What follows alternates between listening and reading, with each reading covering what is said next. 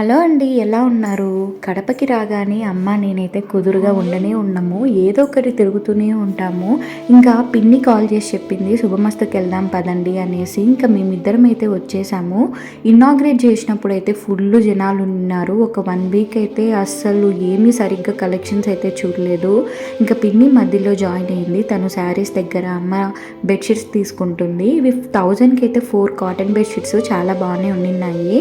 ఇంకా ఏంటంటే ఇంకా ఈవినింగ్ మా వదిన వాళ్ళ ఇంటికి అయితే వచ్చేసాము. విష్ణు వాళ్ళ చెల్లి కొడుకుదైతే బర్త్డే, మా కార్తిక్ది. ఇంకా మా పాప ఏడుస్తుంది, కేక్ కట్ చేయాలంట. వాళ్ళ బావ కన్నా తనే కట్ చేయాలనేసి అయితే ఏడుపు.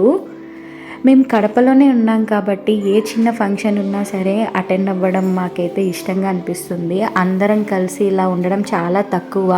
బెంగళూరులో ఉంటే అసలు దేనికి చిన్న చిన్న వాటికైనా పోవడానికైతే వీలు ఉండదు. కానీ ఇలా అయితే ఊళ్ళో ఉన్నప్పుడు అందరినీ కలవడము, అందరితో కలిసి తిరగడం అయితే చాలా బాగా అనిపిస్తుంది. ఇంకా నేను మా వదిన అయితే ఇంట్లో అందరికీ చపాతీలు చేసి పెట్టేసి ఇంకా మేమైతే తినడానికైతే వచ్చేసాము. నేను మా వదిన చాలా ఫ్రెండ్లీగా క్లోజ్గా ఉంటాము. మా రిలేషన్షిప్ అంతా బాగుంటుంది.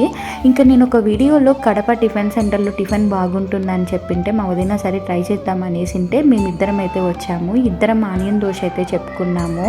టేస్ట్ అయితే చాలా బాగుంది. వీడియో కానీ నచ్చితే ప్లీజ్ లైక్ చేయండి.